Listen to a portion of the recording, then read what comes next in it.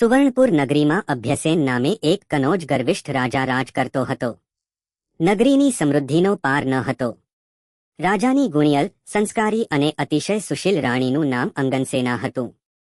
રાણી ખૂબ જ નમ્ર અને ધર્મિષ્ઠ હતી. તે ઘણીવાર રાજાને અહંકાર ન કરવા સમજાવતી, પરંતુ રાજા તેની વાત ક્યારે સાંભળતો નહીં. એક દિવસ રાજમહેલના ઝરૂખામાં બેઠેલી રાણીએ નદીના કિનારે સોળે શણગાર સજીને ટોળે વળેલી સ્ત્રીઓને વ્રત કરતી જોઈ. રાણીએ પોતાની દાસીને આજ્ઞા આપી કે નદીના કિનારે આ સ્ત્રીઓ શું કરે છે તે જાણીને આ. દાસી દોડતી દોડતી સ્ત્રીઓ પાસે ગઈ અને પૂછવા લાગી, તમે બધા અહીં શું કરો છો? ત્યારે એક સ્ત્રીએ જવાબ આપ્યો, અમે દશામાનું વ્રત કરીએ છીએ. સ્ત્રીએ દશામાના વ્રતની વિધિ સમજાવતા કહ્યું કે સૂત્રના 10 તાર લઈને તેની 10 ગાંઠ વાળવી અને દરેક ગાંઠે કંકુના ચાંદલા કરવા. ત્યારબાદ તેણે વ્રત ક્યારે કરવું અને કેવી રીતે કરવું તેની સંપૂર્ણ વિધિ પણ સમજાવી. દાસી મહેલમાં પાછી આવી અને રાણીને બધી વાત કહી. ધાર્મિક સ્વભાવની રાણી અંગનસેનાને પણ દશામાનું વ્રત કરવાની ઈચ્છા થઈ. તેણે મનમાં દશામાનું વ્રત કરવાનો સંકલ્પ કર્યો અને પછી રાજાને વાત કરી. પરંતુ અહંકારી રાજાએ વ્રત કરવાની ના પાડી અને કહ્યું, આ વ્રત તો ગરીબ અને મૂર્ખ સ્ત્રીઓ માટે છે. તારી પાસે તો ઘણી સાહેબી છે. ધન દોલત, નોકર ચાકર, બાગ બગીચા અને આખું રાજપાટ છે. માટે તારે આ વ્રત કરવાની જરૂર નથી. રાજાના અભિમાનભર્યા શબ્દોથી રાણીનું દિલ દુભાયું. તે જાણતી હતી કે ગમે તેટલું સમજાવવું છતાં અભિમાની રાજા એકનો બે થવાનો નથી. આમ રાજા અભિમાન અને ગર્વમાં ચતુરાચૂર થઈને દશામાના વ્રતનું અપમાન કરી બેઠો. દશામાનો ક્રોધનો પાર ન રહ્યો. માતા દશામા રાજાના સપનામાં આવ્યા અને માત્ર એક જ શબ્દ બોલ્યા, હું પડું છું. બીજા દિવસે પડોશી રાજા લશ્કર લઈને અભ્યસેનના રાજ્ય ઉપર ચડાઈ કરવા આવ્યો. આવા અણધાર્યા હુમલાથી રાજા ગભરાઈ ગયો. જીવ બચાવવા માટે તે રાણી અને બંને કુંવરોને સાથે લઈને જંગલના રસ્તે ભાગી નીકળ્યો. રાણી અંગનસેના મનમાં સમજી ગઈ કે પોતાના પતિએ દશામાના વ્રતનું અપમાન કર્યું છે અને તેથી જ આ દુર્દશા આવી છે. રાજા અને રાણી બંને કુંવરો સાથે જંગલમાં ઉઘાડા પગે ચાલતા હતા. પગમાં કાંટા વાગતા હતા અને દુઃખ તથા થાકનો પાર ન હતો. એવામાં બંને કુંવરોને ખૂબ તરસ લાગી. થોડે દૂર એક વાવ દેખાઈ. રાજા પાણી લેવા વાવમાં ઉતર્યો. ત્યાં જ દશામાં અદૃશ્ય સ્વરૂપે આવી અને બંને કુંવરોને વાવમાં ખેંચી લીધા. કુંવરો અચાનક અદૃશ્ય થઈ ગયેલા જોઈ રાજા અને રાણી વિલાપ કરવા લાગ્યા. થોડા સમય પછી રાજા પણ સમજી ગયો કે આ દશામાનો કોપ છે. રાજાએ રાણીને આશ્વાસન આપતા કહ્યું, જેણે આપ્યા છે તેણે જ લઈ લીધા છે. હવે એ જ પાછા આપશે. આમ રાણીને સમજાવતો રાજા આગળ ચાલ્યો. ચાલતા ચાલતા રાજા અને રાણીના પગ ઘસડાઈ ગયા. પગમાં વેઢા વેઢાના કાંકરા ભોકાઈ ગયા હતા અને પીડાનો પાર ન હતો. રસ્તામાં એક વાડી આવી. રાજાને થયું કે હવે બે ઘડી વિસામો મળશે. પરંતુ રાજાએ વાડીમાં જેવો પગ મૂક્યો કે વાડીમાં ખીલેલા બધા ફૂલો કરમાઈ ગયા. વાડીનો માળી વિચારવા લાગ્યો કે નક્કી આ માણસ પાપી પગલાનો છે. તેણે લાકડી લઈને રાજા અને રાણીને મારવા દોડ્યો. રાજા અને રાણી માંડ માંડ પોતાનો જીવ બચાવીને ત્યાંથી ભાગી ગયા. જીવંતી હતાશ થઈ ગયેલા ભિખારી જેવી હાલતમાં બંને એક નગરમાં પહોંચ્યા. એ નગર રાજાની બહેનનું હતું. રાજાને આશા હતી કે તેની બહેન જરૂરથી ભાઈને આશરો આપશે. તેણે પાદરથી જ પોતાની બહેનને સંદેશો મોકલાવ્યો. બહેને પોતાના ભાઈ માટે સોનાની ગાગરમાં સુખડી અને સાથે સોનાના દાગીના મોકલ્યા. એક ભાઈએ આવીને રાજાને સોનાની ગાગર આપી. પરંતુ દશામાના કોપના કારણે સોનાની ગાગર પિત્તળની બની ગઈ, સુખડીના બદલે ઈંટના કટકા થઈ ગયા અને સોનાના દાગીનાના બદલે ફૂંફાડા મારતો કાળો નાગ નીકળ્યો.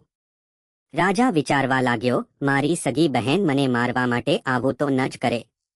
નક્કી આ બધું દશામાના કોપના કારણે જ થયું છે. આવો વિચાર કરીને રાજાએ એ ગાગર જમીનમાં દાટી દીધી અને રાણીને લઈને આગળ ચાલ્યો. ચાલતા ચાલતા એક નદી આવી. નદીના કિનારે ચીભડાના વેલા હતા. રાજાએ બે હાથ જોડીને વેલાના માલિક ખેડૂતને કગરતા કહ્યું, ભાઈ, અમે 7 દિવસથી ભૂખ્યા છીએ. દયા કરીને અમને એક ચીભડું આપો. ખેડૂતને દયા આવી અને તેણે રાજાને એક ચીભડું આપ્યું. રાજાએ વિચાર્યું કે આગળ જઈને થોડોક આરામ કરીશું અને પછી ચીભડું ખાઈશું. બીજી બાજુ એ નગરના રાજાનો કુંવર 2 દિવસ પહેલા રિસાઈને ભાગી ગયો હતો. સિપાહીઓ કુંવરની શોધમાં નીકળ્યા હતા. દશામાના કોપના કારણે રાજા અભ્યસેનના હાથમાં રહેલું ચીભડું કુંવરના માથામાં બદલાઈ ગયું. આ માથા ઉપર નજર પડતા જ સિપાહીઓએ દોડીને રાજા અભ્યસેનને પકડી લીધો. તેને દોરડાથી બાંધીને લાતો મારતા નગરમાં લઈ ગયા. સિપાહીઓએ નગરના રાજાને બધી વાત જણાવી. રાજાએ પોતાના કુંવરની હત્યાના આરોપમાં અભ્યસેનને કાળી કોટડીમાં પૂરવાનો હુકમ કર્યો. આમ અભ્યસેન રાજા બંદીખાનામાં કેદ થઈ ગયો. રાજા કેદ થતા રાણી અંગનસેના ઉપર દુઃખોનો પહાડ તૂટી પડ્યો. રાણી રોજ જંગલમાં લાકડા કાપવા જતી અને તેનો ભારો વેચીને જે પૈસા મળે તેમાંથી પોતાના પેટનો ખાડો પૂરતી. આમ દિવસો ઉપર દિવસો પસાર થવા લાગ્યા. અષાઢ મહિનો આવ્યો. અષાઢ મહિનાની અમાસ એટલે કે દિવાસાના દિવસે રાણી અંગનસેનાએ દશામાનું વ્રત શરૂ કર્યું. દશામાના વ્રતના 10 દિવસ સુધી રાણીએ નકોડા ઉપવાસ કર્યા અને ખૂબ જ ભક્તિભાવથી માતા દશામાની આરાધના કરી. રાણીની અપાર ભક્તિ જોઈને માતા દશામાનો કોપ સમી ગયો. માતાએ રાણીને આશીર્વાદ આપતા કહ્યું, કાલે તારો પતિ પાછો મળી જશે. એ જ રાત્રે માતા દશામા નગરના રાજાના સપનામાં ગયા અને કહ્યું, જે માણસને તે કેદમાં પૂરે છે તે નિર્દોષ છે. તારો કુંવર તો પોતાના મોસાળમાં લીલા લહેર કરે છે અને સવારે પાછો આવી જશે. સવાર પડતા જ દશામાની કૃપાથી કુંવર પાછો આવી ગયો. કુંવર પાછો આવી જતા નગરના રાજાને પોતાની ભૂલ સમજાઈ. તેણે જાતે જઈને અભ્યસેન રાજાને બંદીખાનામાંથી મુક્ત કર્યો અને તેની માફી માંગી. રાજાએ અભ્યસેનને ઘણું ધન પણ આપ્યું. ત્યારબાદ અભ્યસેન રાજા અને રાણી અંગનસેના રથમાં બેસીને સુવર્ણપુર પાછા જવા નીકળ્યા. રસ્તામાં રાજાની બહેનનું નગર આવ્યું. રાજાએ પેલી ગાગર જ્યાં જમીનમાં દાટી હતી ત્યાં જઈને તેને બહાર કાઢી. જોતા જ ગાગર ફરી સોનાની બની ગઈ હતી. તેમાં સોનાના દાગીના અને સુખડી પણ હતા. એટલામાં રાજાની બહેન ત્યાં આવી અને આગ્રહ કરીને પોતાના ભાઈ અને ભાભીને ઘરે લઈ ગઈ. 2 દિવસ રોકાયા બાદ રાજા રાણી ફરી સુવર્ણપુર જવા નીકળ્યા. રસ્તામાં એક વાવ આવી. ત્યાં તેમણે જોયું કે વાવના કાંઠે દશામાં વૃદ્ધ ડોશીનું રૂપ ધારણ કરીને ઊભા હતા અને બંને કુંવરો તેમની આંગળી પકડીને ઊભા હતા. રાજા અને રાણી તરત જ માતા દશામાને ઓળખી ગયા. બંને માતાના પગમાં પડી ગયા. ત્યારે દશામાએ પોતાના અસલ સ્વરૂપમાં આવીને રાજા રાણીને દર્શન આપ્યા અને કહ્યું, હે રાજા, તે અભિમાન કરીને મારા વ્રતનું અપમાન કર્યું હતું અને તેથી હું તારા ઉપર કોપાયમાન થઈ હતી. પરંતુ હવે તારો ગર્વ ગળી ગયો છે અને તારી રાણીએ ભાવપૂર્વક મારું વ્રત કર્યું છે. તેથી હું તારા ઉપર પ્રસન્ન છું. તારું રાજ તને પાછું મળી જશે. આ સાંભળીને રાજા અભ્યસેન હેમા હેમા કરતો દશામાના પગમાં આળોટવા લાગ્યો. રાજાએ હાથ જોડીને કહ્યું, હેમા, આ કળિયુગમાં તમારી કપરી કસોટીમાંથી કોઈ જ પાર ઉતરી શકે નહીં. માટે આવો કોપ ક્યારેય ન કરશો. દશામાએ મીઠું મધુર હાસ્ય કરતા કહ્યું, તારી વાત હું કબૂલ કરું છું. કળિયુગમાં જે પણ મારી કથા સાંભળશે કે સંભળાવશે તેની દશા હંમેશા સારી રહેશે. આ મારા આશીર્વાદ છે.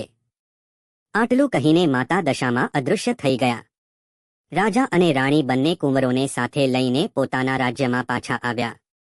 અભ્યસેનના સેનાપતિએ પડોશી રાજાને હરાવીને રાજાનું રાજ્ય પાછું મેળવી લીધું. ત્યારબાદ રાજા અને રાણી આનંદપૂર્વક જીવન પસાર કરવા લાગ્યા. હે દશામા, જેમ રાજા અભ્યસેન અને રાણી અંગનસેનાને તમારું વ્રત ફળ્યું તેમ વ્રત કરનાર સર્વ ભક્તોને ફળજો. જય દશામા. મિત્રો, આવા જ ધાર્મિક અને ભક્તિભાવથી ભરપૂર વિડીયો જોવા માટે આજે જ અમારી ચેનલ ઓમ ભક્તિને સબસ્ક્રાઇબ કરો. ધન્યવાદ.